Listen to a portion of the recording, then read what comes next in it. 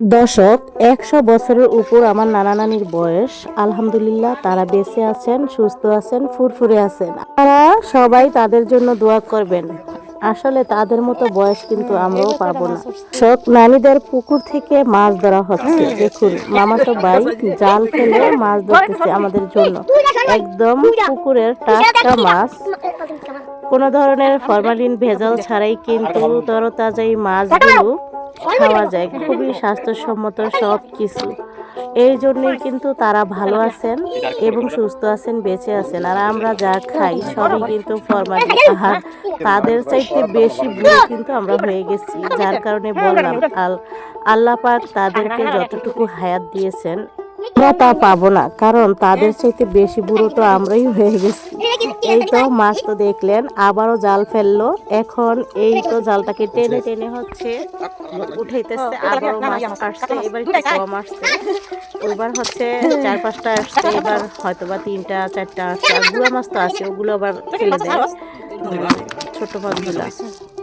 তো দেখুন কত ভালো লাগতেছে তাই না? পুকুর থেকে মাছ ধরা, কত কাছ থেকে এই মাছ ধরা ভিডিও আপনাদের সাথে শেয়ার না করলে কি হয় বলুন।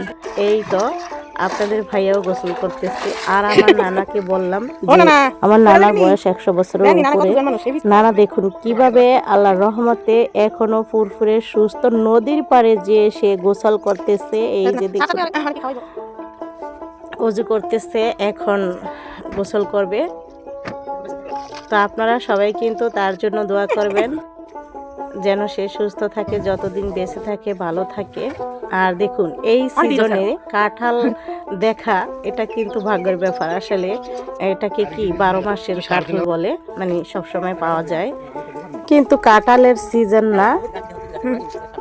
তো এই যে আমার মামানি, তারপর হচ্ছে আমার মা, আপনাদের ভাইয়া, আমরা কিন্তু এক জায়গায় যাইতেছি বেড়ানোর জন্য। সেটা হচ্ছে আমার মামাতো বোনের বাসায়। আর সাথে একটা সরিষা ক্ষেত, সাথে খেরকুটার পাড়া। এইসব দেখলে আপনাদের সাথে শেয়ার না করলে কি হয়।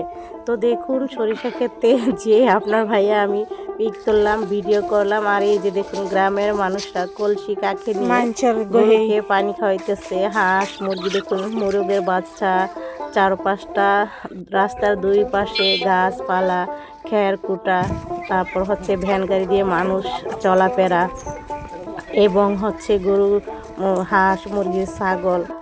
এই আর কি, কত সুন্দর প্রাকৃতিক দৃশ্য। আর কত সুন্দর সুন্দর ঘরও আছে কিন্তু, মানে এদিকের যে ঘরগুলো দেখতে অনেক ভালো লাগে। বিল্ডিং ঘরগুলোও সুন্দর করে উঠায় রং টং দিয়ে। আর যেই ঘরগুলো চৌচালা সেগুলোও কিন্তু দেখলেন তো, সাক্ষু পার হয়ে কলসি কাকে নিয়ে কিন্তু গেল। এই তো এখন বোনের বাসায় এসে পড়েছি। আর এই যে বোনের হচ্ছে মুরগির ফার্ম আছে, সেটা আপনাদের দেখাবো। তবে বোন হচ্ছে আমরা আসবো দেখে এই যে রান্না বান্না করতেছে। আসলে আমার অনেক ঠান্ডা, তারপরও আপনাদের সাথে ভিডিওগুলো শেয়ার করি। আপনারা শেষ পর্যন্ত দেখবেন, তাহলে কাছে ভালো লাগবে এবং আমার ভিডিও যে বানাইছি সেটা সার্থক হবে।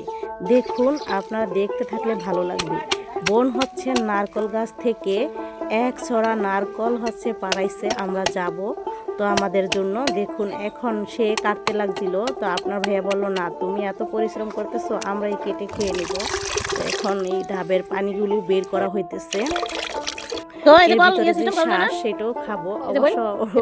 ওর বাসায় যে এতগুলো ডাবের পানি আর ডাবের শ্বাস খেয়ে পেট ভরে গেছে।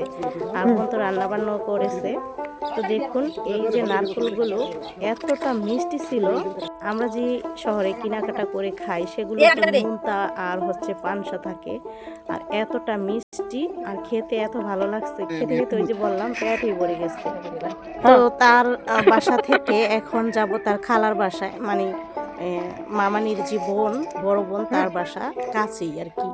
আসলে এই যে এখানে পুকুরের পাড়ে, মানে পাড়ে ঘাটলা বানাইছে, এখানে গোসল করা, এগুলো কিন্তু অনেক আগে ছিল, এখন কমই।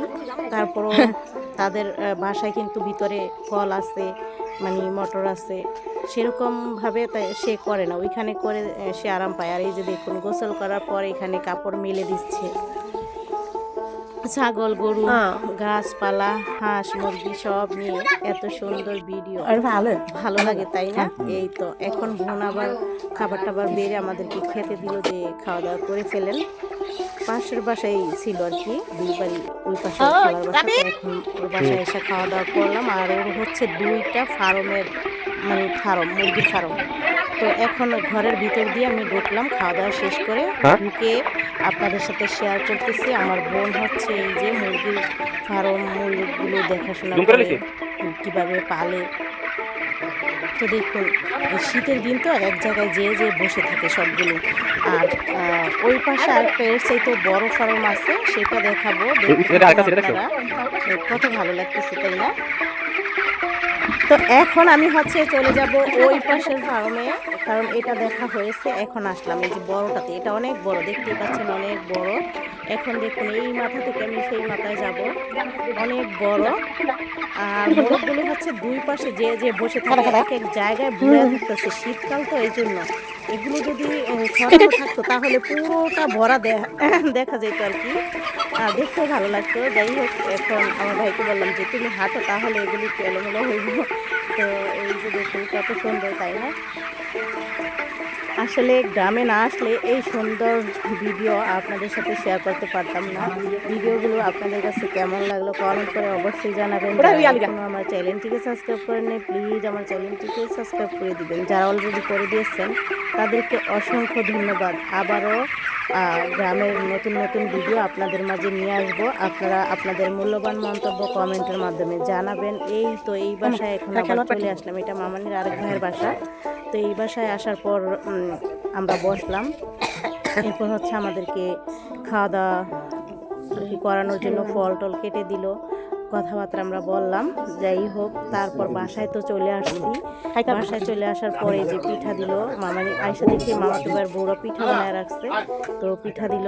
তারপর কথাবার্তা বললাম, রাত্রে খাওয়া দাওয়া শেষ করলাম, সকালের খাওয়া দাওয়া শেষ করলাম। আমরা হচ্ছে আসবো করবো, তো যার কারণে হচ্ছে নানা নানির সাথে একটু স্মৃতি, তাদের একটু পিক তুলে নিলাম।